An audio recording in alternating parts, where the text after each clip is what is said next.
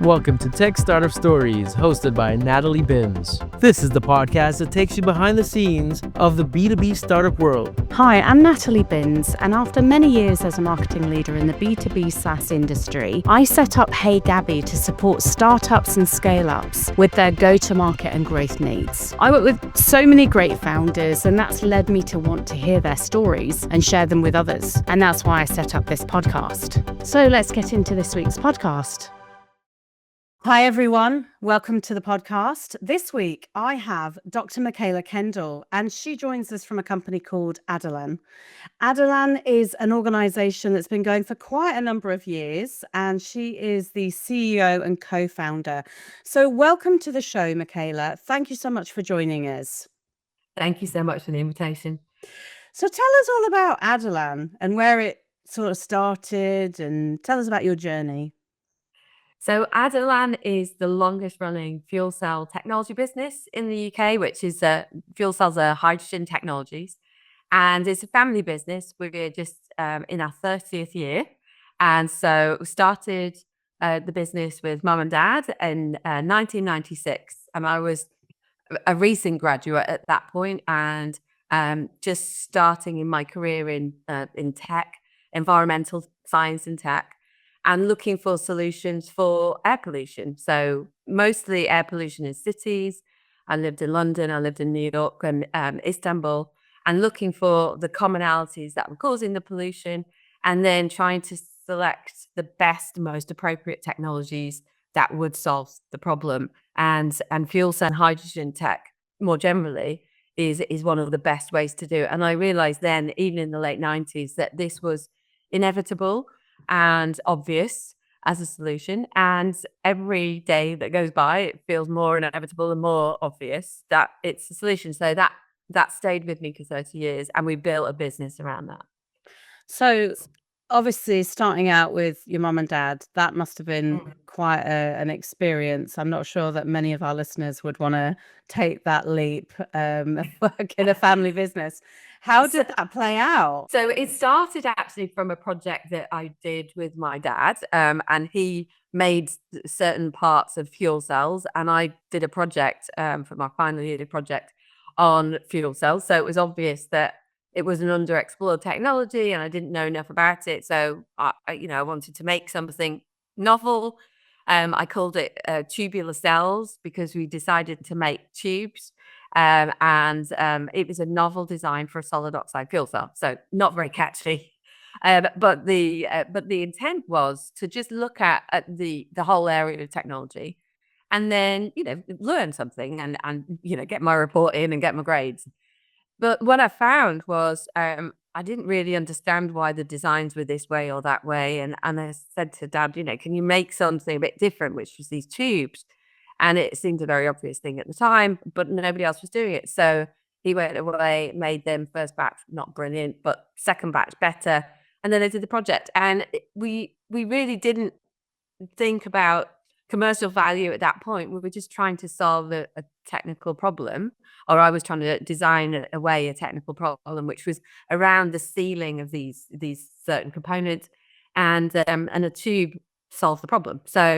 And it was interesting, different. And so I thought, yeah, definitely a good idea. And so did my dad.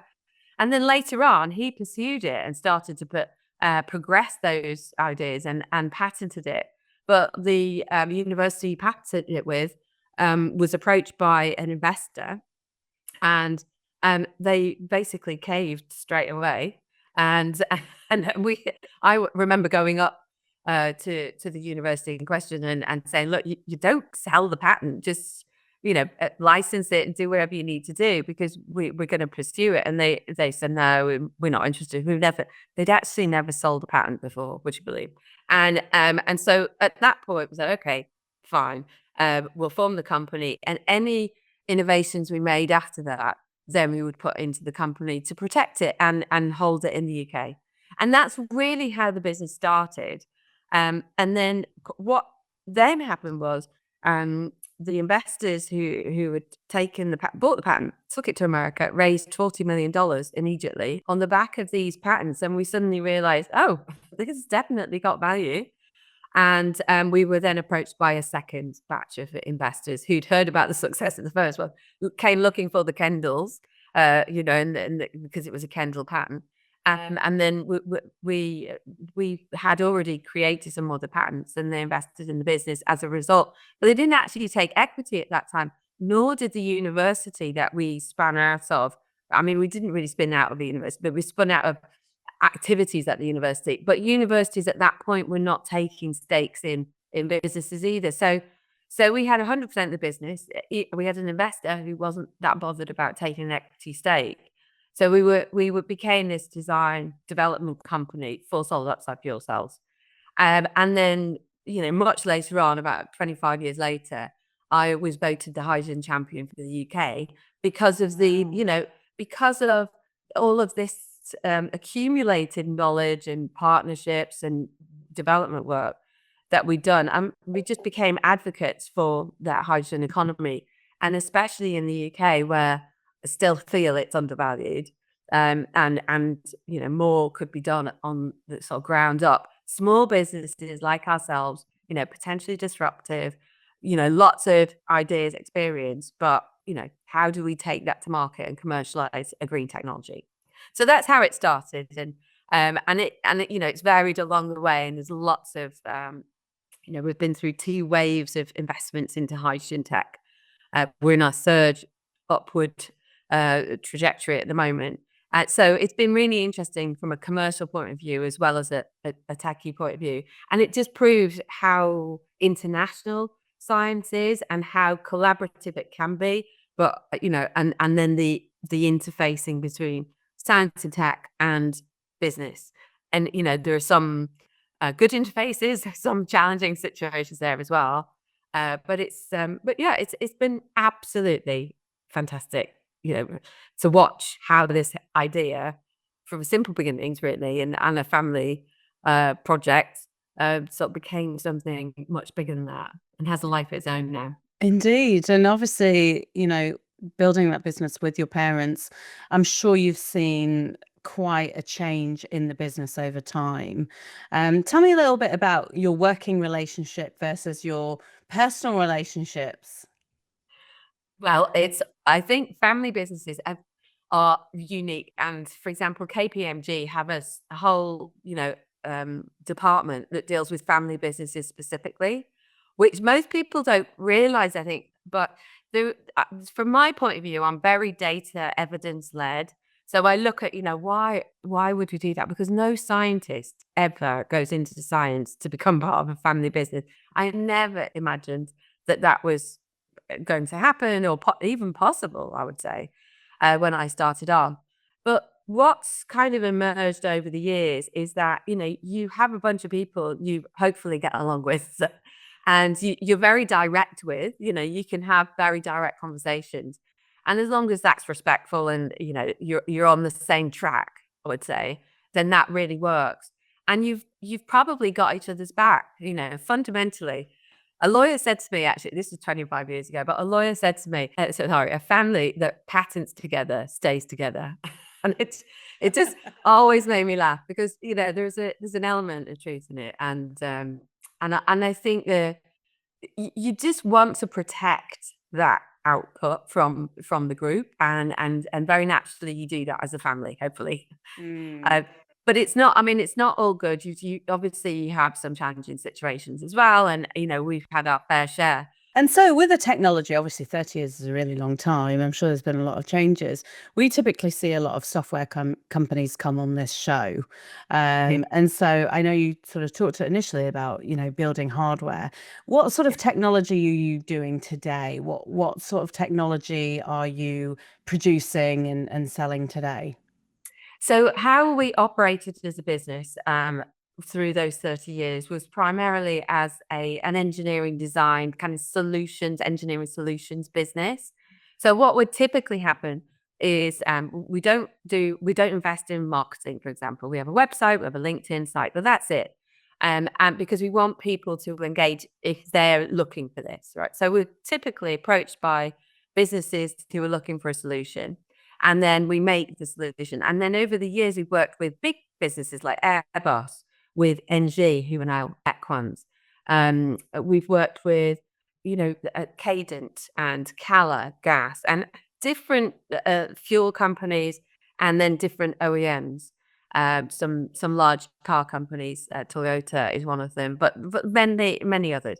And what we've understood is where the hydrogen technologies fit. Where do they really solve a problem and save people money, which is fundamentally why people want it. And then where does our specific technology fit?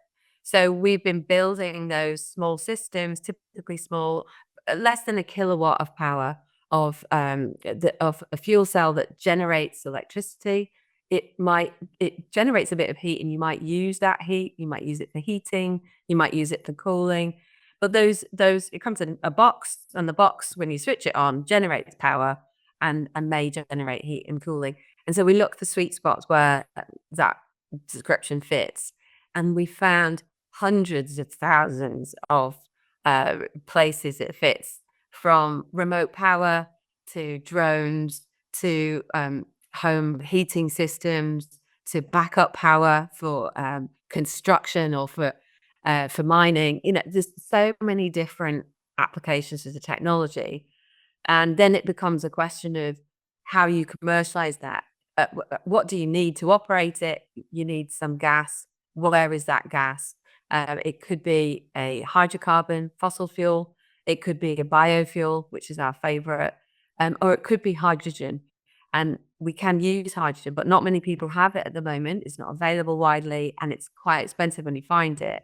So that's what we found. We found the sweet spot is using biofuels in remote or difficult to solve technological roles. But it's basically a generator. That's the main thing. It's quiet, it's low carbon, it's very, very efficient, and it doesn't generate air pollution. So those are the main benefits of it.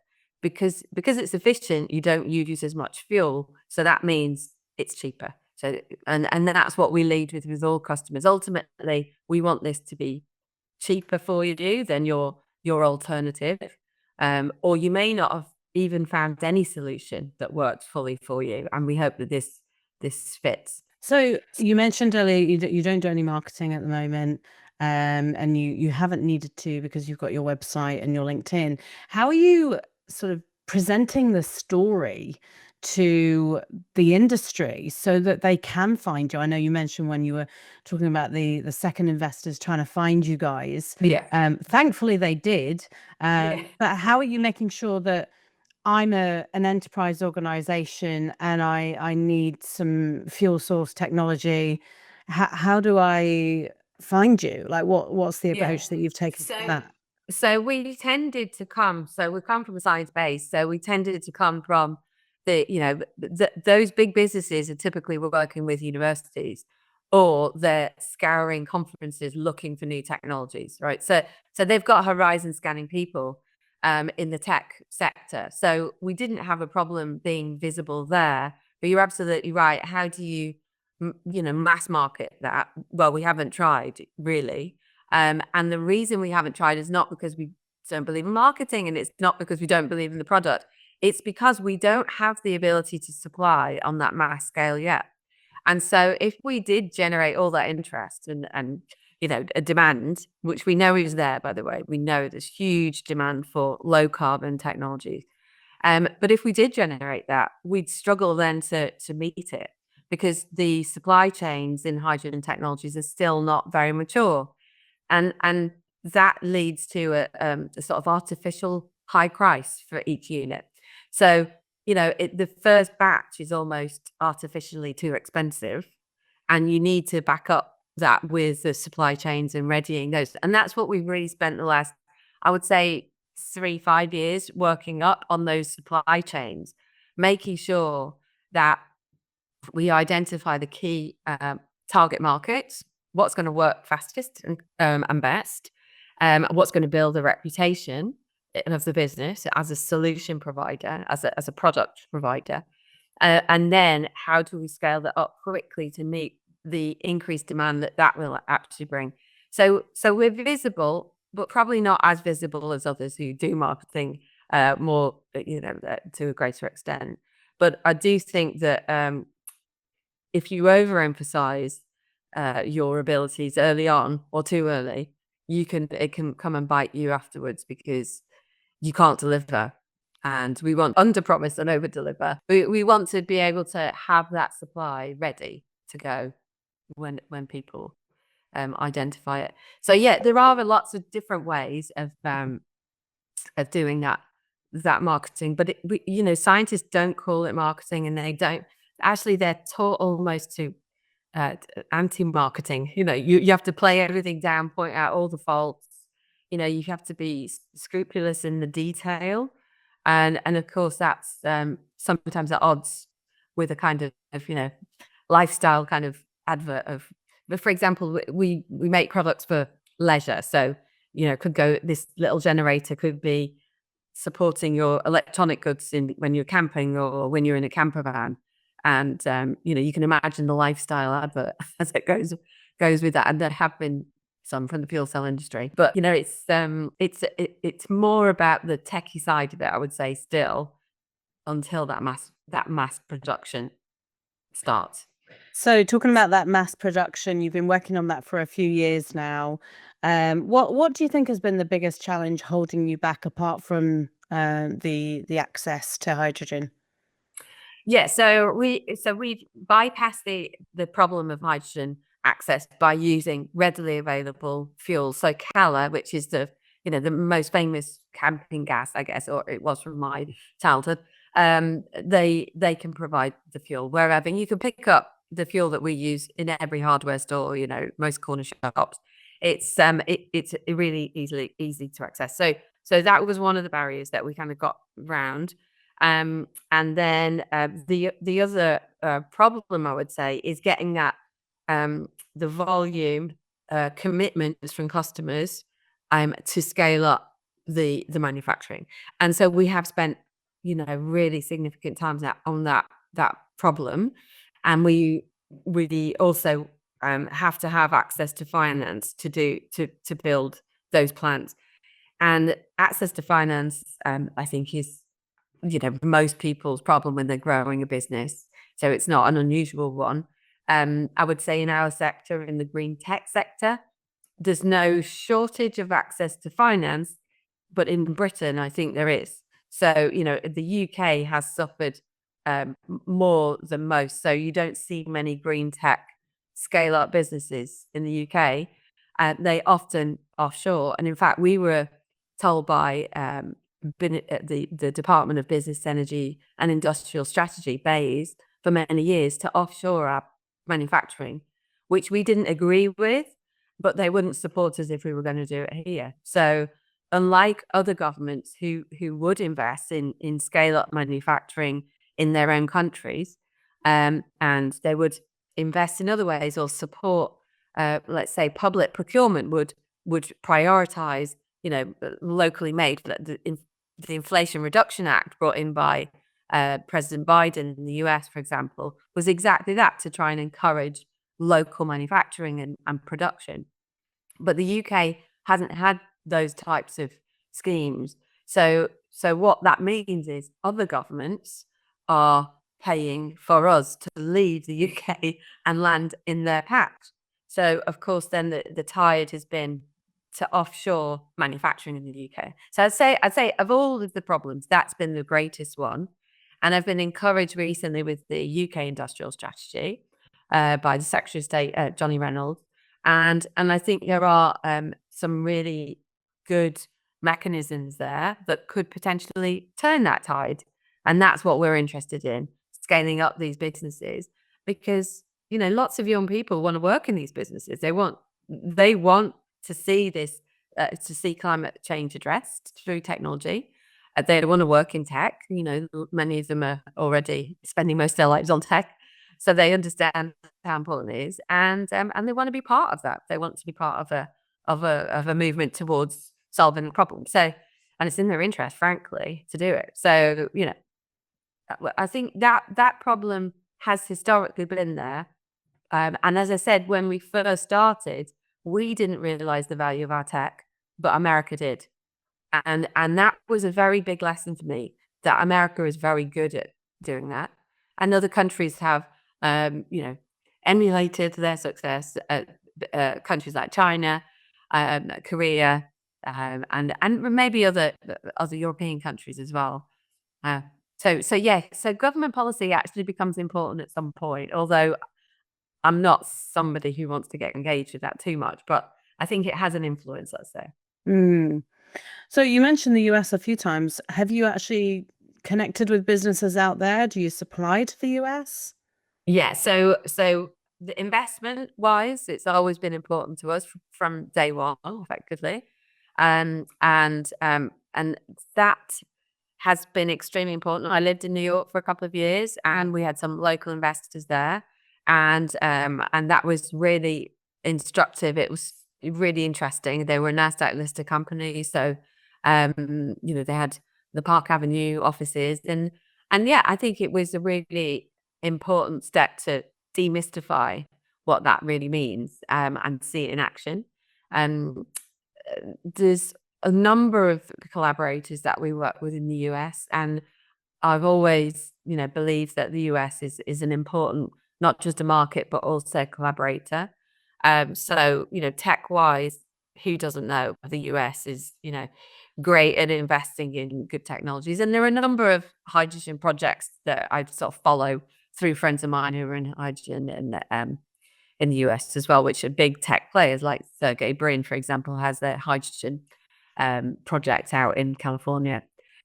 So we sort of understand that the US is a big player, but we do work with specific companies, and the long term plan is to have a manufacturing site there with our collaborators.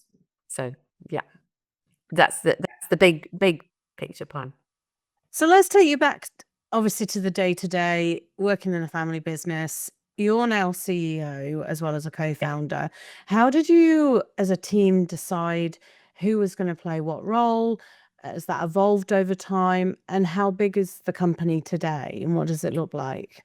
Yes, so it was quite straightforward initially because I was in London, the activities were in Birmingham. So my dad was naturally a CEO and really pushing for the business to operate. And my mum was always an administrator in a business. So that was her natural role. And so she kept, the bookkeeping and the finances and that kind of side of it and the HR. And so she was naturally running the company like that. My dad was technically directing it and then bringing some projects in, and I was similar. But I was doing it in London, which then had, I was attending the meetings where on policy or, Whitehall's quite a lot of meetings on the CleanTech side over the years. But then in 2018, we took investment that required me to be the CEO. My parents have since stepped down completely, so it's a much cleaner kind of approach now. So I think my dad was much more interested in R&D, and I'm much more interested in commercialization and scaling up. So that's a natural sort of progression. And investors, obviously, they want to see a return, right? So they want to see that scale up and commercialization as quick as possible, typically. So now we have just moved to our first factory last year, and we are starting to look at where the first contracts come from in terms of delivering into the market at scale, and then securing those contracts to then move to that what I would call mass manufacturing. So it's kind of intermediate manufacturing, around 10,000 units, but that's a big scale up for us. So we've only ever had the capacity to produce 1,000 a time, so it's times 10 scale up.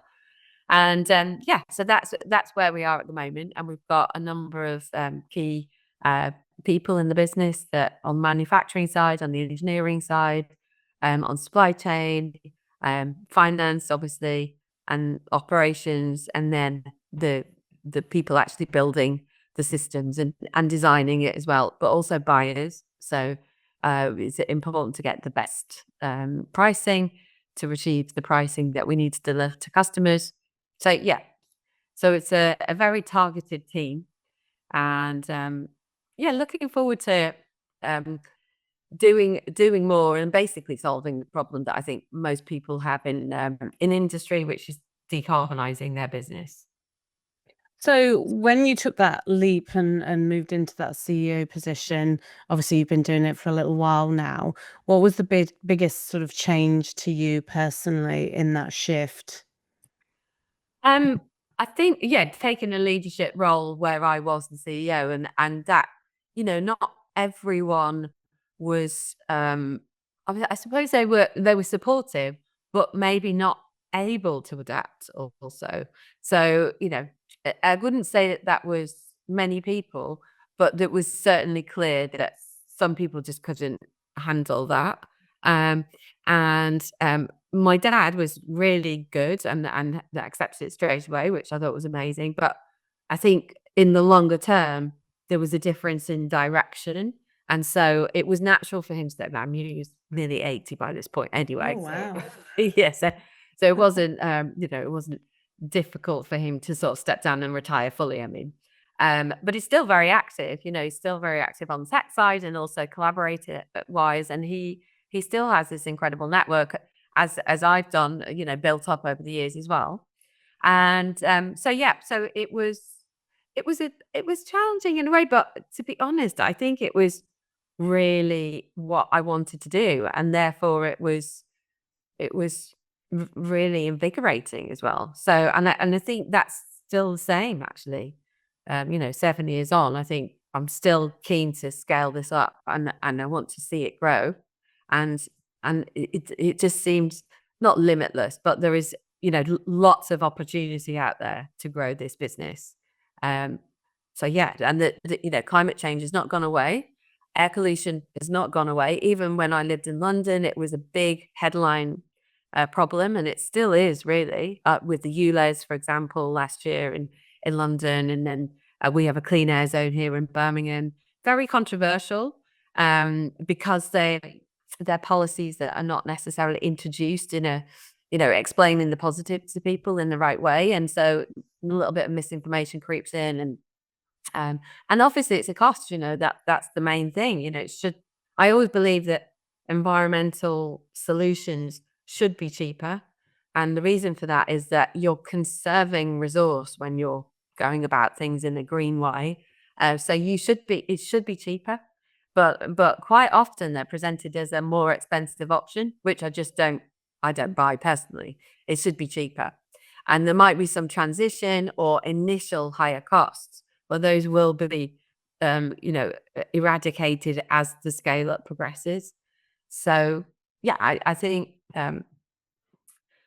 those, yeah, I'm just still very excited really about driving the scale up. That for me is key.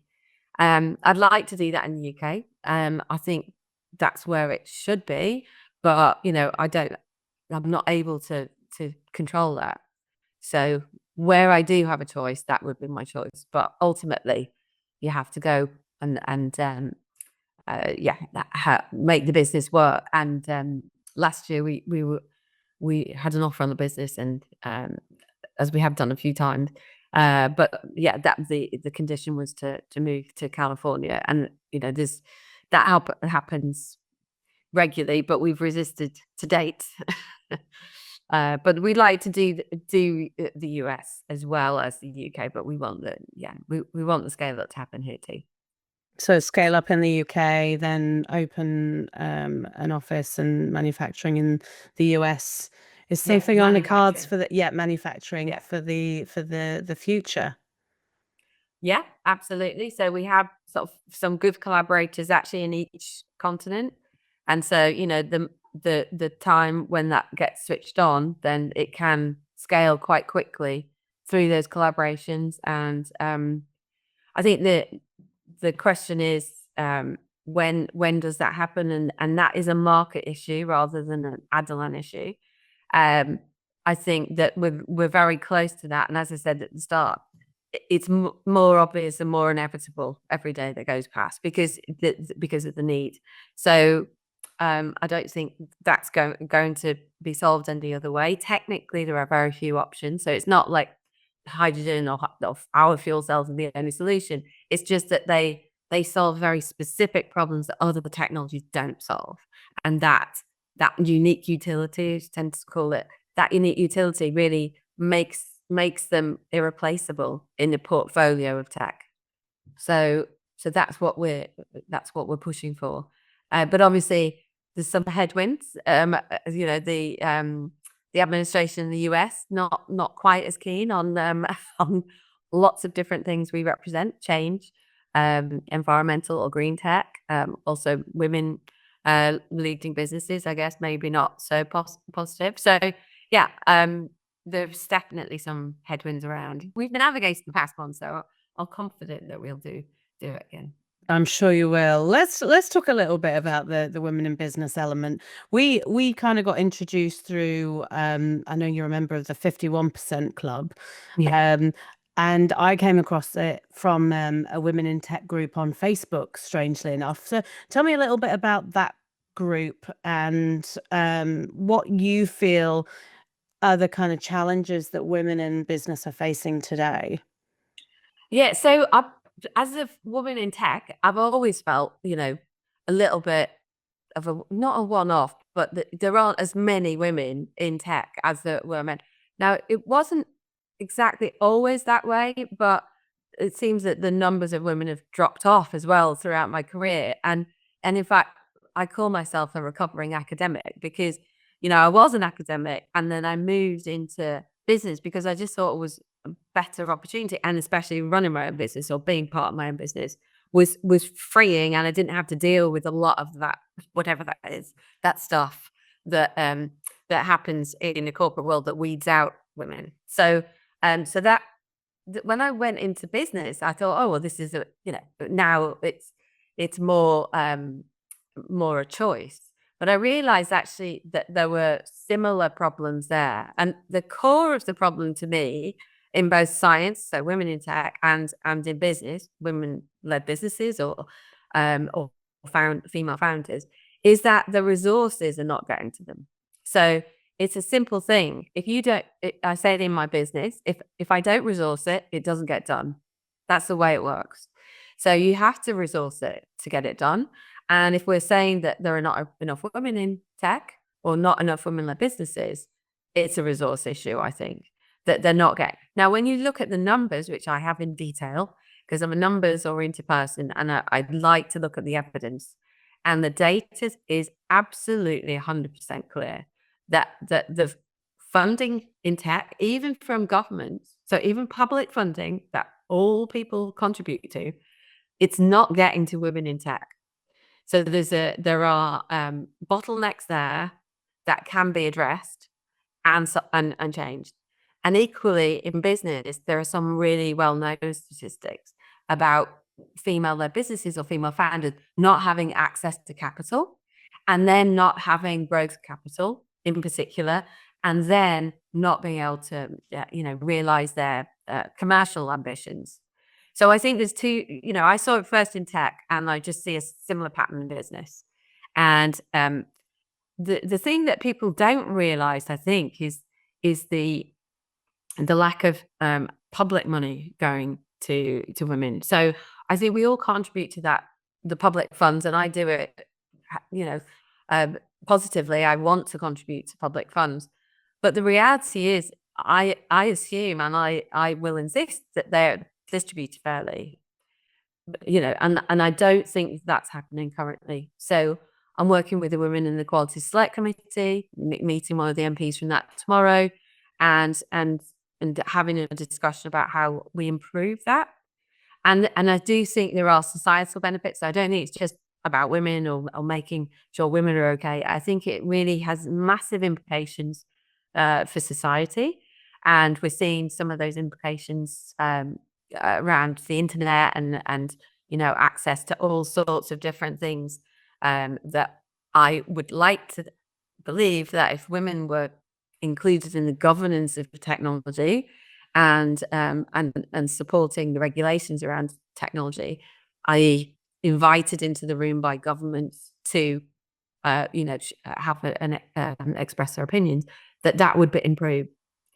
So So yeah, I think there's lots to be done there. And yeah, I think at this point, it's more of an education and awareness piece around, what's actually happening to the public funds, and can we get the societal outcomes, impacts that we want by really regulating where the money goes. It's tough because I know every year we have International Women's Day. There's a lot of talk from corporate environments about celebrating women. But I also know that we're having to take action ourselves. And you see this, where there's VCs that are being built specifically to fund women in business, women in tech. You see these women in tech groups. I don't think I've been to a trade show in a long time, or a conference, where there hasn't been some breakfast or some women's event.